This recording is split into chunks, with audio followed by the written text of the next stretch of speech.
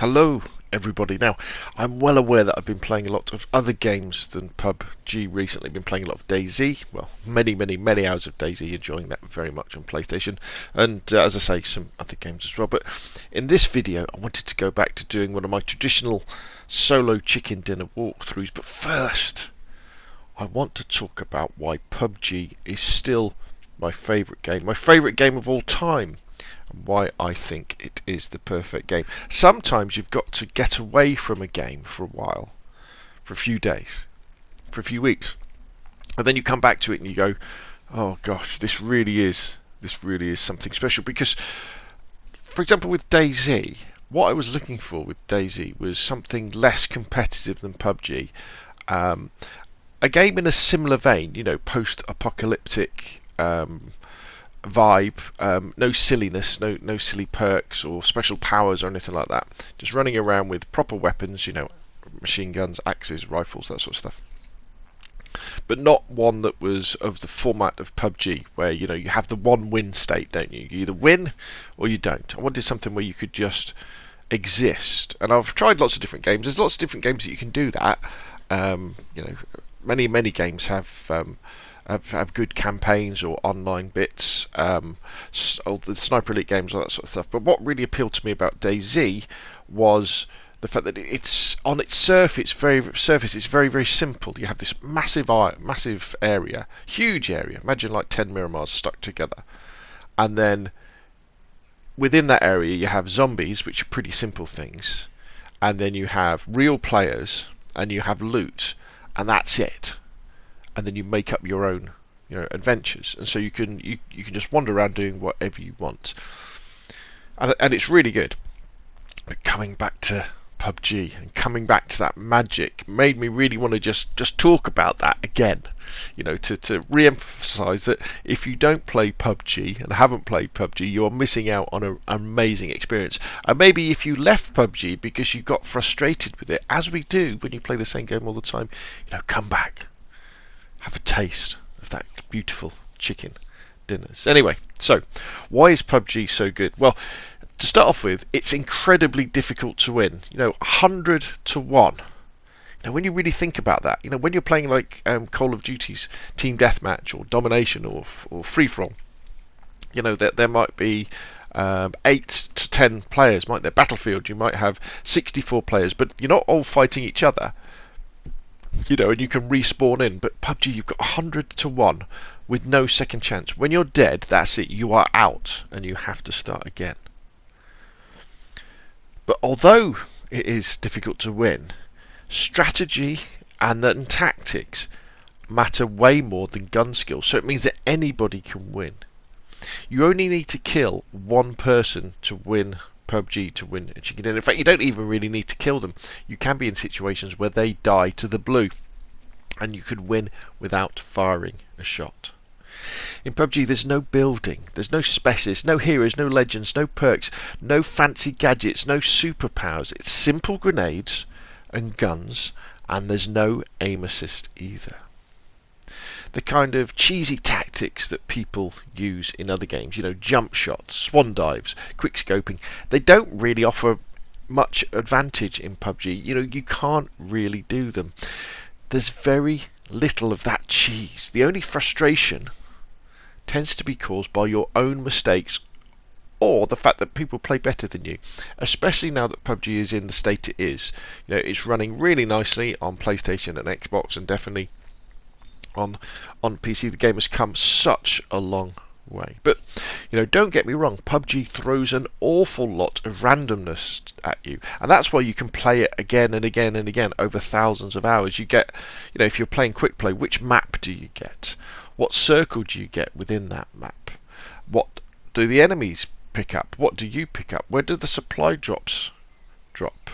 It can be a bit glitchy and a bit buggy, and you can play the best game of your life and you can still lose, because maybe it was a bad circle or an enemy pulled off an exceptional headshot. Now, I think you win PUBG by not worrying about individual games. In fact, my goal in any particular game, if I'm playing to win and not playing to practice or anything like that, is simply to reach the top 10, and when I reach that top 10 situation, to be good to be in a good position to go forward and then see what we can do.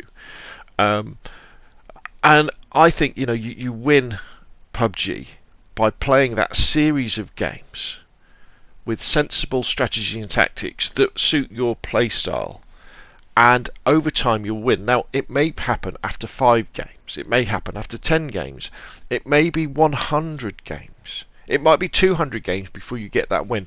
But if you keep using sensible strategies and tactics, eventually you will win, and then you'll know the best feeling in gaming, which is winning that chicken dinner.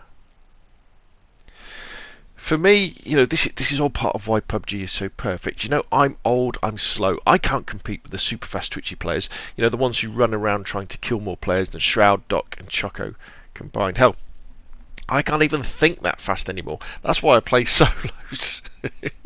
I play solos because the gunfights tend to be very linear. You know, you kill one person, and then you get into another fight, you kill another person, then you get into another fight and you kill another person. Whereas in duos and squads, you know, it freaks me out because you could be in a firefight with 2 squads. You've got your teammates firing, you've got the enemies firing, there's loads of people around, and you know, I can't take it all in. However, if I think clever and play to my strengths, I then give myself a chance of winning. There's also the sheer time it takes to play a match in PUBG. You know, at least 25 minutes. You have the slow early game where you're looting up. Maybe you'll have the occasional firefights. You then have the mid game where you're perfecting your loadout with your weapons, your meds, your grenades, and then moving for position. And then you have the end game circles. And all the time, the tension's rising. For me, my heart rate starts to increase. The adrenaline starts to flow. And then, if I'm in the top 10 and I've got good kit and good position, I then have the realization that, hey, I could win this one. I just need to stay cool. I just need to listen out, not give away my position, and I just need to play sensible and clever. And then when I get into last 3, things start getting really tense. You know, that dinner is definitely within my reach as long as I don't do anything stupid. You know, don't peek too long. Hit those headshots. Stay behind cover. And then with all this adrenaline pumping around my system, I've got the sweaty palms, I've got the shaking hands. We then get to the last firefight, the one-on-one. And normally in this situation, you know, both players are often potatoing their aim. But, you know, if I can just calm my nerves and keep my aim true, then that chicken dinner is mine or yours. And then you get this amazing rush of emotions and endorphins. You get the elation at winning. You also get the relief at winning, especially if you've been playing quite a few games without a win. And you get a whole mix of other feelings, you know, excitement.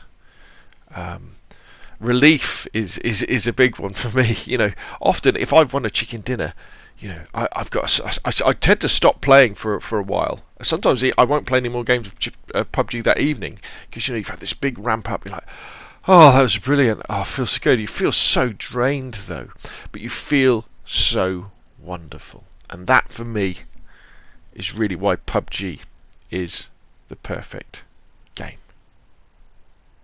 Okay, so that's enough of me rambling about how wonderful I think PUBG is. What we'll do now is let's go to sort of the end game, and I'll talk you through how I get this solo chicken dinner. And the subject really for this chicken dinner is thinking about your position, not only in space on the map, you know, where you are, but also in time, you know, what is happening on the map at that particular time.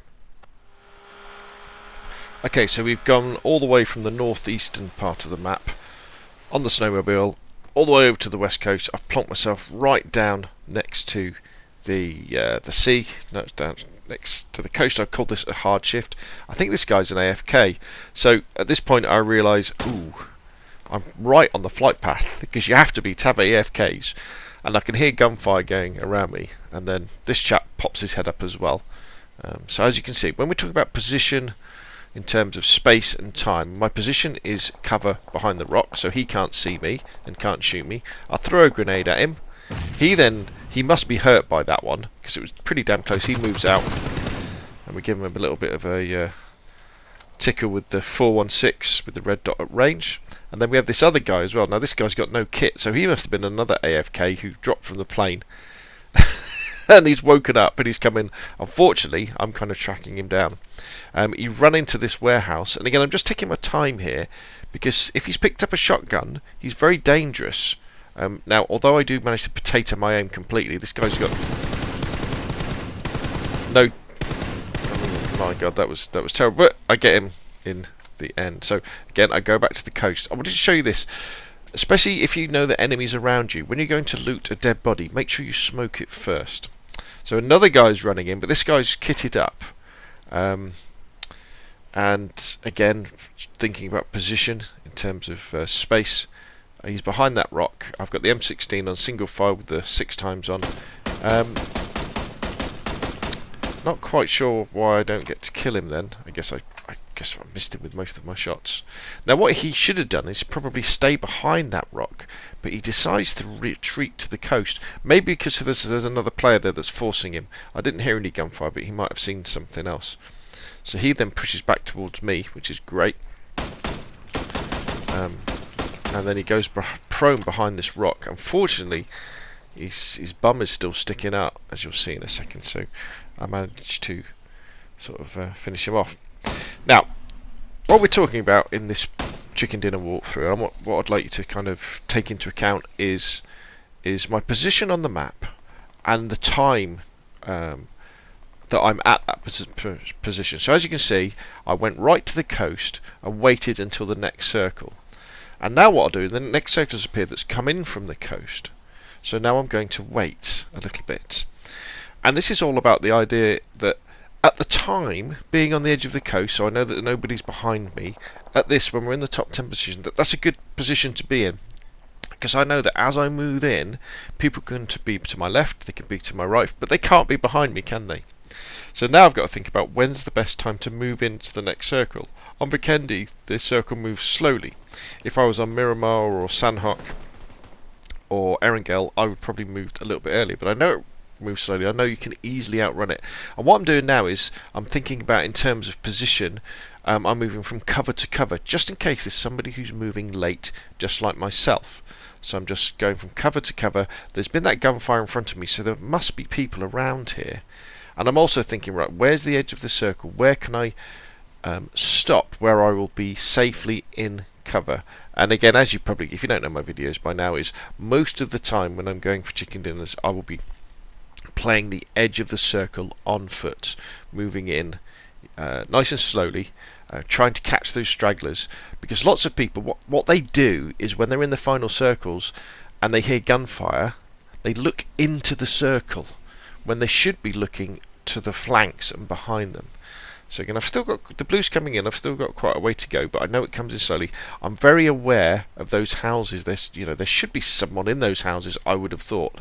So I'm waiting for someone to make a break out of those, because they're my immediate threat. That particular sort of space there.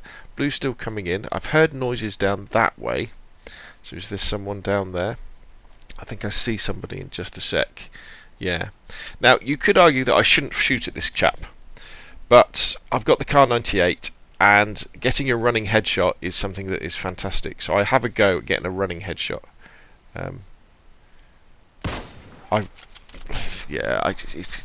It's always a gamble when you do a running headshot. I have, however, given away my position, so now it's time to move. Let's move to cover. Let's find a rock or a building. I go to this little outhouse. Just to open there and just get in just for a few seconds, because again on Vikendi that blue comes in very, very slowly and people could be creeping in with the blue, so you don't want to get too far ahead of the blue. And when we're talking about time as well, that really comes into it, the fact that you might see a really good position, but it only becomes a good position at a particular time in the circle. So I've seen this guy over here, give him a tickle with a Kar 98. I don't know if I hit him then, but he's definitely in a gunfight with someone else. He then starts to push towards me, so it's time to get the 416 out, and again at quite a long range, blat him with the 416. When you're using something like the Kar 98, I think it really helps to use it with a good stable gun, so that you're using the Kar 98 for quite long distance engagements, but for people who are still, but you've got your M416 or your Vector, something like that, that's very stable, that you can use not only at short range, but you can really use it at long range as well to engage those moving targets. So now we're into the last 4, me and 3 other guys. I'm on the edge of the circle. I am not safe, but I can look in and think, well, that rock in front of me there by the tree, right in front of me now, towards the yellow marker, I know in a few seconds that will be the good place to be. Now, it's not the right place to go yet, because if I move too early, if there's people over to my right, because remember I saw that guy running over to my right, if there's someone there, they could see me move too early. In solos in PUBG, often it's he who moves first dies first. You know, on Vikendi, if you can wait, see where other people are, and then move then. I'm quite lucky in the fact that I do have these rocks and these trees sort of limiting people's views of me. We're down to the last 3. I know there's someone over by the warehouses, because that's where the gunfire was coming from, and I'm pretty sure then the other guy is somewhere over in that direction. And we've got a few seconds as the blue slowly starts to come in, so I'm thinking, right, my next position is to that tree and to that rock. I'm just looking around just in case anybody's doing a hard rotate, a long rotate around. And now I'm going to change my position. Again, we're keeping low, we're keeping quiet. I don't want to give away where I am if I possibly can. Using third person peeking to look around these rocks. So now I'm having a good look over there, because I can see the edge of the circle.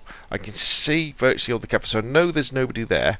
Looking to my left, is anybody coming around that way? So someone must be over in those warehouses, and then there's someone rough somewhere over in that direction. And what happens in a second? They start firing at each other and giving away their position. So we're just waiting. So I'm in the circle. Next circle appears in front of me.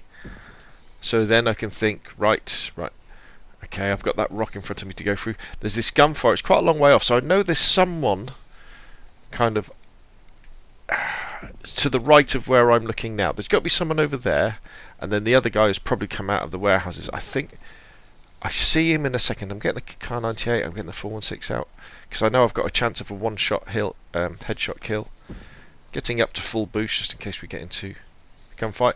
I'm fairly confident. Right, so the guy with the Car 98 or whatever gun that was has killed the guy over on the left. So I know he's in front of me somewhere. So now's the time to move forward. And then I think I actually see him now. Right, yeah, I can see him by that rock over past the next tree.